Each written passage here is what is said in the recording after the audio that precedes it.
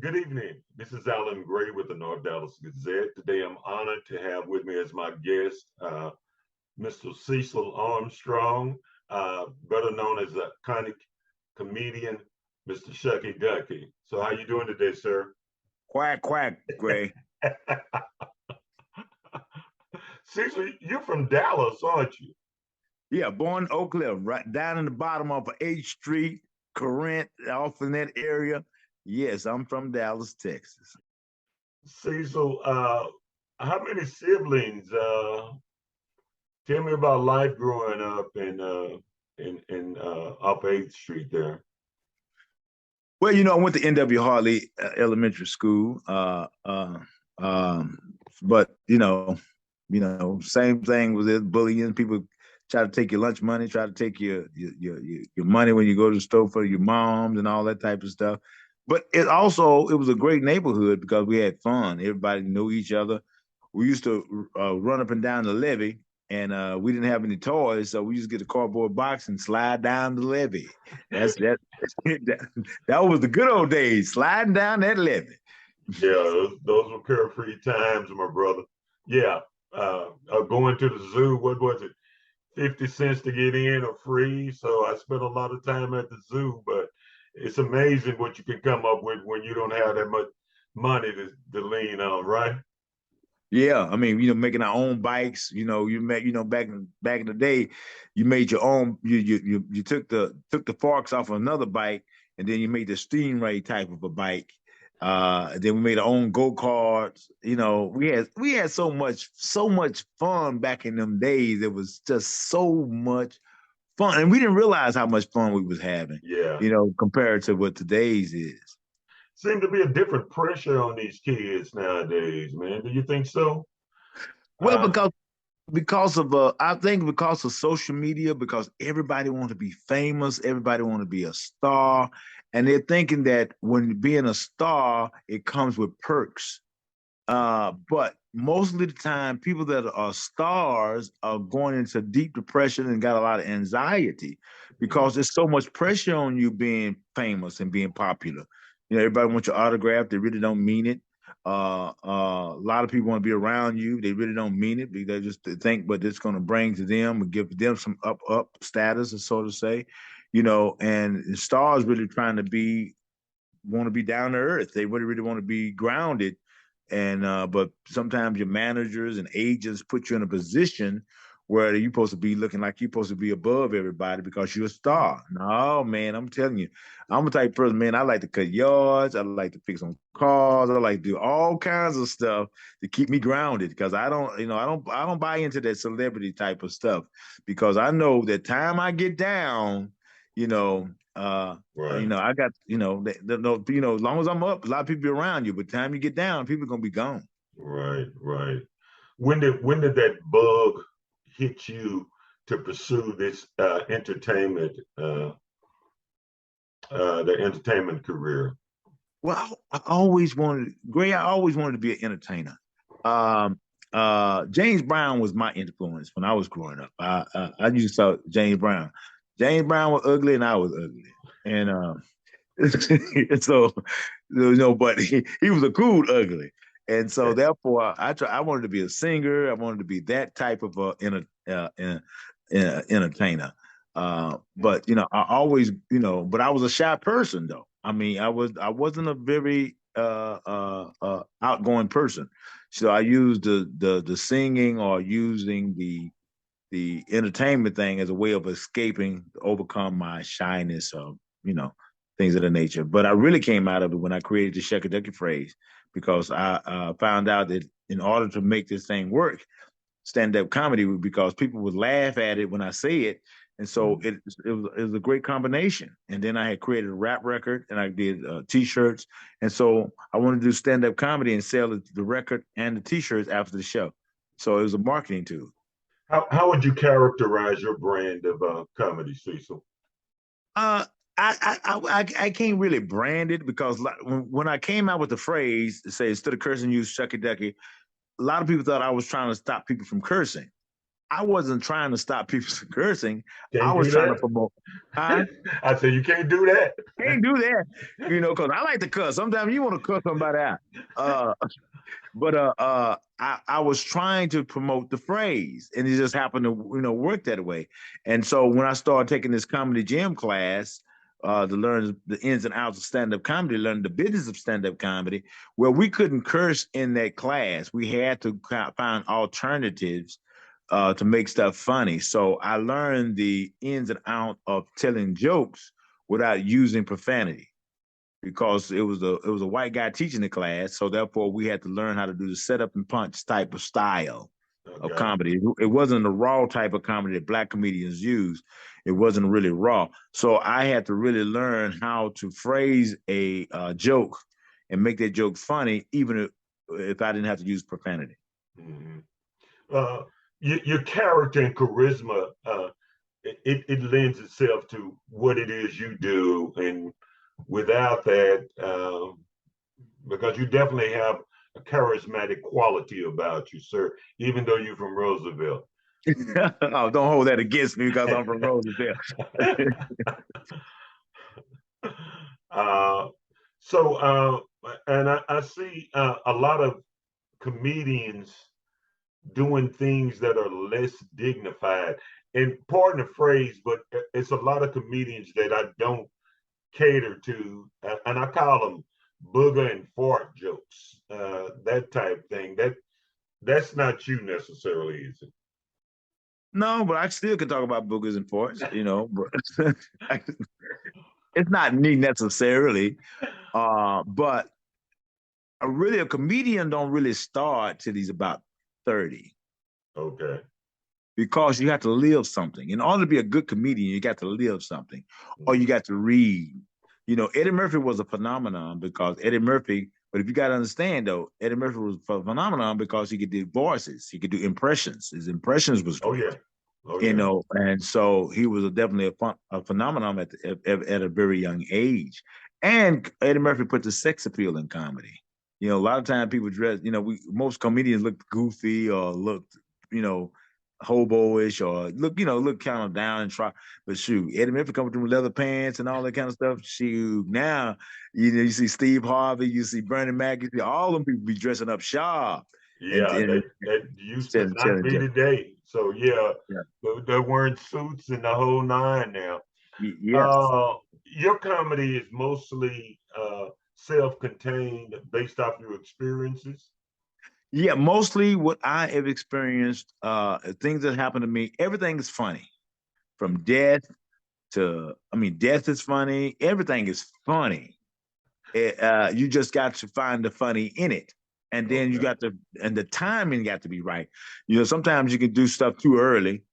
I think at one time I think Kobe Bryant had just got killed in a helicopter crash. And I did a show somewhere, and then I had to do another show. I did a show and I bombed. The reason why I bombed is because I thought I had to go up against these young comedians, and I thought I had to be just as raunchy as the young comedians. I see. And so I changed my whole style, and it just didn't go over. I couldn't remember. It just didn't go over.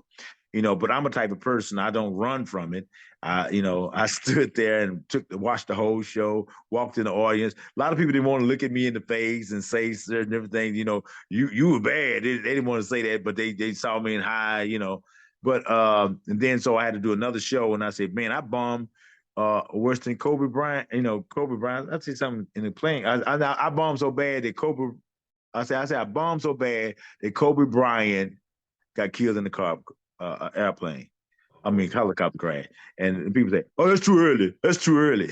It's a lot of people are so sensitive, but I'm not afraid of death. So I because my confidence in death and our understanding of death, I you know, I just can't project it on other people because a lot of people go by what they've been taught and they don't think really for themselves. They've been programmed in school and Mhm. uh, radio, television, and things of that nature. But I see a different perspective of it. So therefore, I wasn't intimidated by the criticism that I received from when I talked about death. What subject matters are off limits? there's no subject matter that's off limits, because you got to be a person that grows and evolves, and you want to talk about some of everything in life. So if people try to limit you on certain different things, well, you're not a politician. Why you can't speak on politics? Well, I'm living every day. I'm paying taxes, and so I'm doing certain different things. So I do have a say so in what I say. There's no limitations of what I could talk about. I'm not trying to, but I don't try to save the world because you can't save it. People talking about I want to save the world. I ain't trying to save the world. I don't care what you do. You're just going to be doing it. They say there was in Egypt. There's an inscription on the wall where it was saying that the people are getting out of hand. They was knowing that way back in Egypt time. So I know they're saying the same thing now. So I don't even worry about it because it's the same thing over and over again. They say Martin Luther King couldn't straighten y'all out, and Malcolm X couldn't straighten y'all out. How can you think I'm gonna straighten y'all out? I can't straighten y'all out. So, and I know comedians tend to want us to reflect upon society in a different way. Uh, you have a show coming up toward the end of this month. Can you tell us about that? Yes, September the 28th at the Arlington Improv, 7:30 p.m. It's a Wednesday night, kicking off the Grambling and Prairie View game. I got Hamburger, Chris Thomas, and myself, and plus I'm bringing some new schoolers in, so it's like old school versus new school, and we're coming in and doing our thing. We're having some fun. I got a lot of my alumni people from Roosevelt, and I got some people from SOC coming in. There you go. There you go. Coming to the show. Pinkston, you can say Addison, Kimball, all those kind of people coming in and to enjoy the show. But it's just fun. I like to have fun. I like old school fun. Now everything is so sensitive. You can't say too much about anybody because everybody taking it as sensitivity. So comedy is changing a lot. But but the best comedy is talking about yourself. Talk Right. about what you go through, overcome what you did.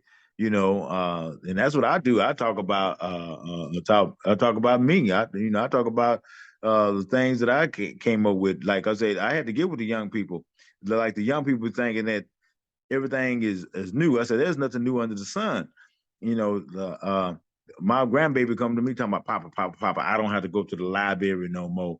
I can get my stuff on Wikipedia. I said, baby, you ain't doing nothing new. I said, we did the same thing back in the day. We called it encyclopedias. Everybody has some encyclopedias in their house just about. But then she talking about Papa. I don't have to go to the store no more. All I can go, I don't have to go to the mall and shop. I can buy my stuff online. I said, baby, you ain't doing nothing new. I said, we did the same thing back in the day. It's called the Sears catalog. We went to the Sears catalog. We didn't go to no mall, all the stuff out of the Sears catalog. And then she gonna talk about Papa. I don't need no map to guide me. I just call my MapQuest thing, and it'll tell me on the phone where I need to go. I said, baby, you ain't doing nothing to do. We did the same thing back in the day. We drive as far as we can go, and then stop at the service station, and they tell us the rest of the way we need to go. You ain't doing nothing new.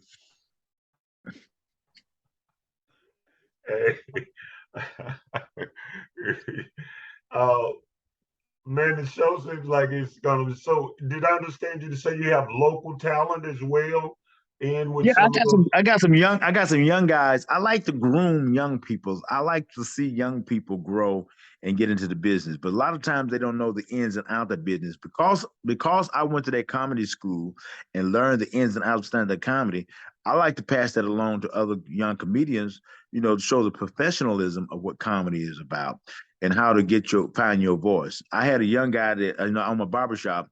I had a young guy come into the barbershop and say, "Hey man, man, I want to do comedy, man, but I just don't know how." He said, "I've been doing such and such, but So I said, "Let me listen, see what you do." His name is Chico, and Chico parents put him out of his house, out their house, and he had to start living with a Mexican family.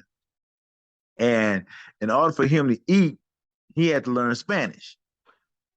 And so he started learning. And he started learning Spanish. And then so I say, man, that's your angle right there. I say, that's your angle. You use that angle, you showing the difference between black families and the Spanish families. Right. And I said, I said, that's your angle. And I said, you take that angle, you can ride that angle all the way. He said, I didn't look at it like that. I said, that's what I like to do. I like to sit back and watch people who want to get into this comedy thing. Because a lot of people think I can be a comedian. And then people say, well, he's funny on the job. I said, okay, get up on that stage. You get up on that stage, Yeah. and bomb. You talking about, well, you found out it's a job trying to be a comedian. Oh, yeah. Being on stage is a hard thing. So I'm still saying, how do you go from being shy? I thought you were born and to do these type things, and you're telling me you learned your way to it. You learn your way to it. But the thing is this: when you want something, and you're willing to learn, and you're willing to fall on your face, you're willing to give it a try. You can overcome all of that type of stuff. What's the worst could happen? True. I'm already getting rejected from being shy. So what's the worst can happen? So you have to be able to take the humility. You got to be able to take the sacrifices and the chances. Everybody ain't gonna like you, and I know that. And so therefore, what could you lose? You really can't really lose anything. Because have you ever watched you watched Dallas? You remember when Dallas used to come on and JR? Oh yeah. JR was the most hated person, wasn't he? He was hated. When he first came on the series, he was hated. But remember when he got sick or something happened to him, he became vulnerable and Yeah. people were mistreating him. Yeah. Then everybody started feeling sympathy for him and telling him, come on, JR, get back to the way you used to be. Get back to where you see, because what I find out in life, people don't like a person that wins all the time. I hear you. They don't like a person that lose all the time. Right. But you know what they love? What's that? An underdog.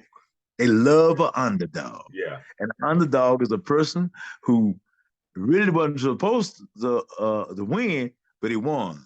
That's the reason why when the New York Giants beat the New England Patriots, everybody, oh, that was because they wasn't supposed to win. That when Philadelphia beat the New England Patriots, oh, we love underdogs. Oh, we hate Brady. Either one. Yeah, at one time you loved Brady because he came in as a hero, yeah. But then again, as you start winning too much and start getting a formula, you get the hate. You hate people because they're winning all the time. You hate a person that lose all the time, but you love an underdog. You love a person when the odds are against you, and see that's when you're really at your best. When your back is up against the wall, and you ain't got nowhere to go. You got to flee a fight. And then so therefore you got to fight, you got to go through it. That's where your magic comes in. That's where your strength comes in. Even when I did the circus, I used Universal Circus. I tried everything to be the best ringmaster. They said, I ain't got it. And then one day I just said, God, I'm doing all I can. I surrendered. I really surrendered. I know. Because all your willpower doesn't mean anything. People think it's your will. No, it's not your will. It's your surrender. And when you surrender, and bam, the universe, God brings everything into place. Wow. Everything into place. And then that you say, wow, I'm there. And then when you get cocky, you think you got it all, that then you start losing it when you start getting cocky. You always got to have the humility. You don't want to be over humble. You want to be to the point where you recognize things, respect people, and being able to always willing to learn, because you can learn from everybody. And don't be so poor and high and mighty that you're above everybody. And now don't feel the point that you're below anybody. But you like, here, I'm even killed with you. I'm even killed with you. I don't care where if you eating crumbs off the floor or if you getting off a platter or whatever it is. I'm even killed with you. You can't miss me in any part of society. I'm even killed with you. I'm not more and I'm not less. I'm even with you. Cecil, you told me about a time when things didn't go so well while on stage. Tell me about a time you did so well that it amazed even you. In Waco, Texas, I did a show in Waco, Texas. That show was so electrifying. I mean, them jokes was coming, the rhythm was there, the timing was there. I mean, I captured it. Well, as a guy captured it on digital. I can't find the tape where I had it, but I got it on CD. But it was so magical. I couldn't do no wrong. I mean, that it was there. I was connected with the audience was connected with me, but I could do no wrong. And that was one of the most magical moments of my life. Magical. Another magical moment that I did too. I did the Apollo. Steve Harvey got me on the Apollo. And I was kind of nervous because I'm from Texas. I'm doing this Shuckey Duckey thing. And I'm thinking, man, they're going to think I'm country, whatever. And I do the Shuckey Duckey thing. And man, they love it.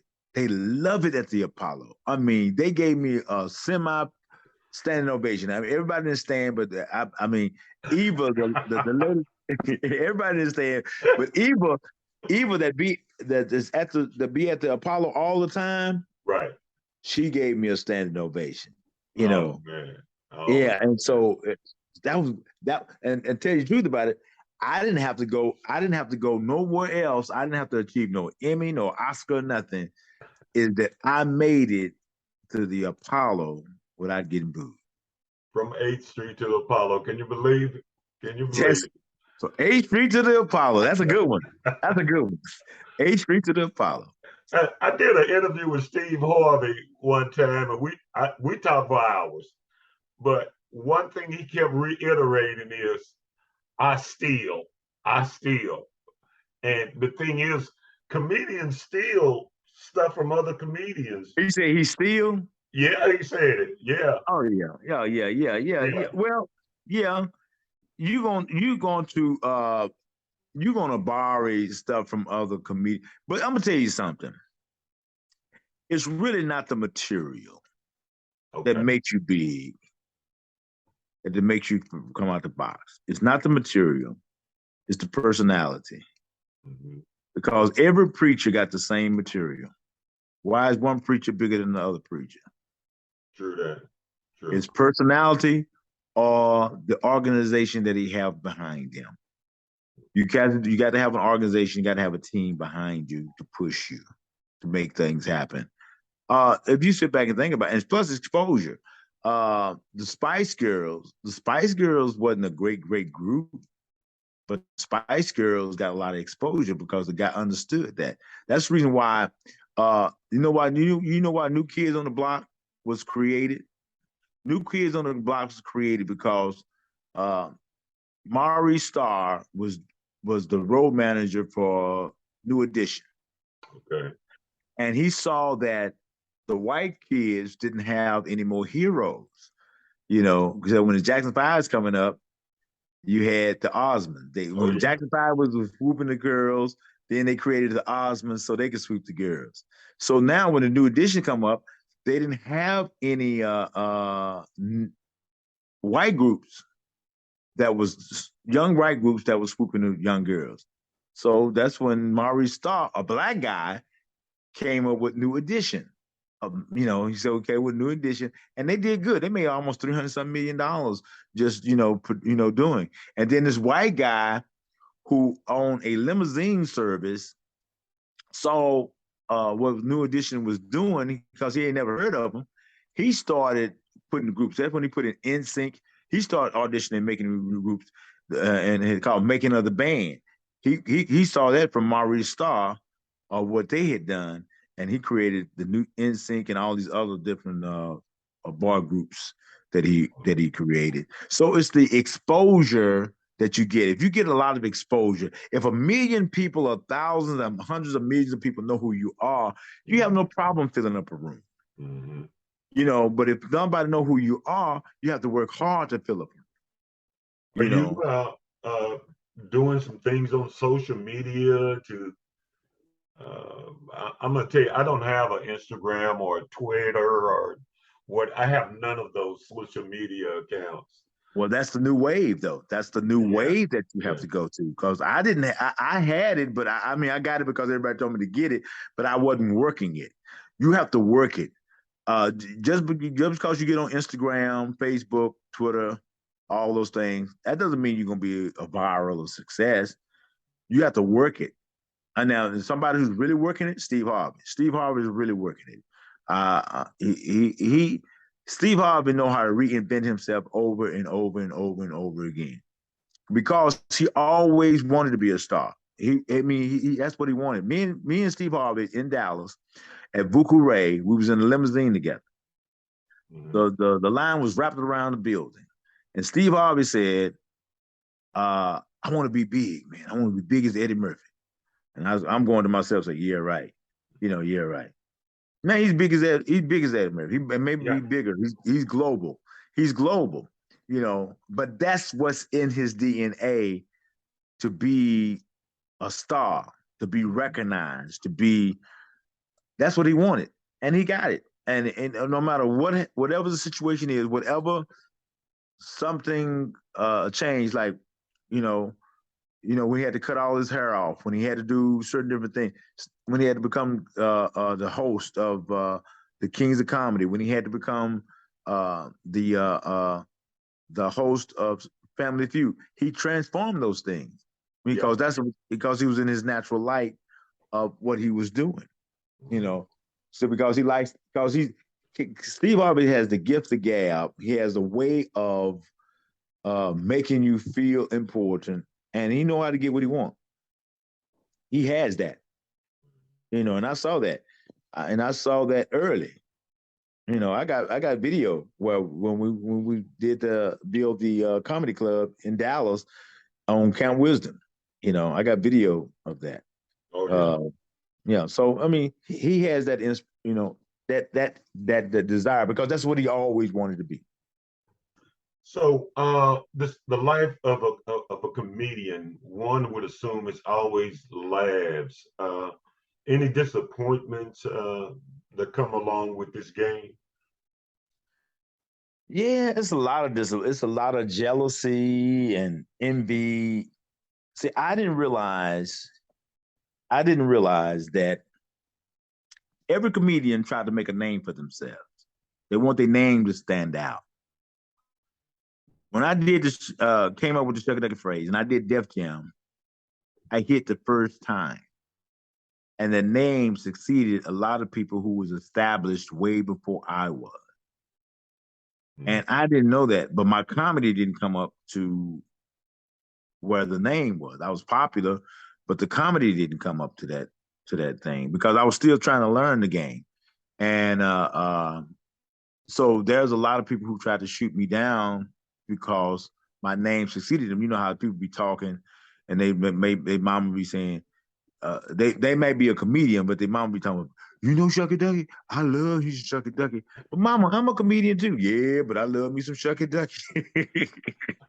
And so I didn't know that type of a jealousy. It came with that, and so a lot of people wondering, you know, how did he become so popular and he only did one Def Jam? But I understood marketing. I'm more of a marketing person than I was a comedian person. Like I said, I had to go to take the class to learn the stand up comedy. I love marketing stuff. And I didn't really want to be in front of the camera. I really wanted to be behind the camera or be behind the scenes. But it was a way of marketing, because I told you I'm shy and I was an introvert, but I had to do what I had to do in order to make that thing become a reality. And everybody is saying it, from Herman Cain to Booker T at the WW Wrestling to, everybody is saying that phrase. Yeah, I kind of noticed that. That's why I wasn't hesitating to use the phrase iconic to describe you and what it is you do. September 27th, No, September 28th. 8th It's September on a 28th at the Wednesday. Arlington Improv. We're going to go down. We're going to have some good fun.